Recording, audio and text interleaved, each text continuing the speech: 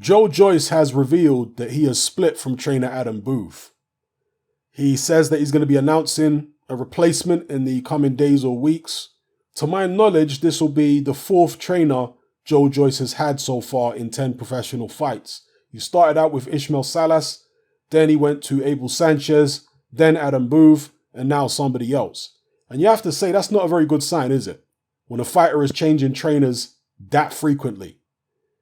And I have to wonder whether the trainers are maybe frustrated with Joe Joyce because he is a very slow, clunky heavyweight.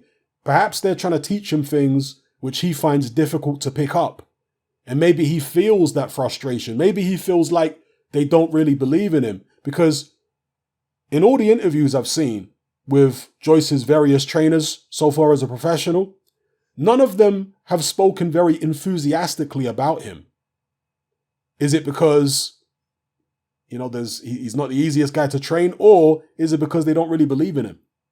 That's what I'm wondering. But for me, more concerning than him changing trainers once again in the lead up to this Daniel Dubois fight is the fact that he's basing his training camp in Las Vegas. Now, Joe Joyce is from the UK. The fight's happening in the UK. Why on earth would you fly out to Las Vegas, which is 8 hours behind UK time, to do your training camp? Because you're going to be dealing with one set of jet lag flying out there to start camp in Vegas. Then you're going to be dealing with another set of jet lag when you fly back and try and adjust to the UK time again. So no idea what that's all about. He says that he trains better when he's abroad without distractions and all that kind of thing. And when there's nice weather in the heat and whatever, where it's warm.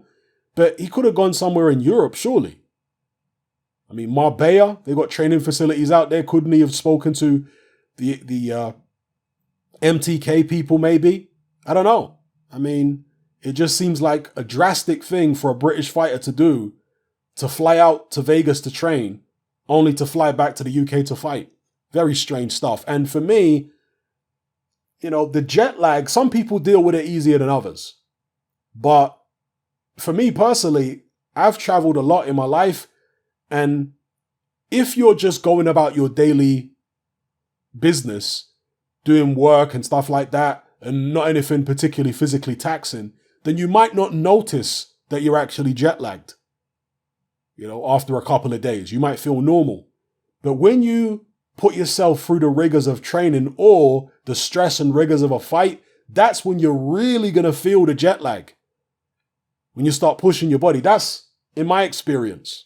Yeah, I can feel fine in a different country after a couple days, but then I go to the gym, and if the time difference between that country and the UK is big, I'm just not the same in the gym.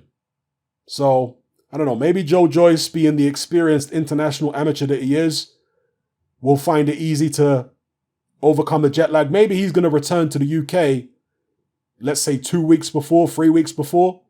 But either way, I don't think it's ideal to be doing that. I just find it strange. And again, when you combine that with the change of trainer, you have to wonder where Joe Joyce is at mentally here. I got the impression that Dubois and his team were more keen for this fight than Joyce's team was. I suspect the reason that this fight is on pay-per-view is because of the amount of money that Joyce wanted rather than the amount of money Dubois wanted. That's my suspicion. Because Daniel Dubois and Frank Warren have been calling for the Joyce fight for quite some time, whereas Joyce was looking to go in a different direction. So look, I'm not saying Joe Joyce is scared of Dubois at all, but he understands it's dangerous. He's been saying in interviews, both him and his manager Sam Jones have been saying that it's a 50-50 fight. It's real dangerous. Sam Jones said that Joe Joyce could get dropped in this fight. He might have to get up off the canvas to win. So in one sense, that's a good mindset to have because he's going in there expecting an extremely tough fight. So that's a good mindset to have. But at the same time, is he as confident as he should be? Is he going to be as prepared as he should be? Let me know what you guys think in the comment section below.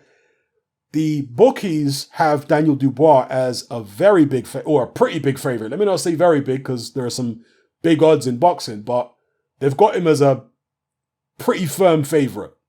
any of you who have looked at the odds. And the fans have got Dubois as an even bigger favourite than the bookies. So some people are going to see value there in Joyce, but other people are going to look at it and say, nah, they already thought Dubois was going to win. And when you add the change of trainer and training camp abroad and all that kind of stuff to the equation, they're just even more confident that Dubois is going to win. Let me know what you guys think in the comment section below. It's Hatman, I'm out. Hatman merch is now available. We got t-shirts, vests, hoodies, and more. Just click the link below. Join me on Patreon. I upload a minimum of 2 podcasts every single week, covering a wide variety of controversial topics, as well as live stream Q&A sessions. Take a look on screen right now at some of the podcasts I've produced so far. For just $3 a month, the equivalent of about £2 a month, you get access to all my new podcasts and my entire back catalogue of past podcasts, including my popular Confessions of a Nightclub Bouncer series. You can listen on your computer or on your smartphone or tablet by downloading the Patreon app from the Google Play Store or the App Store for free.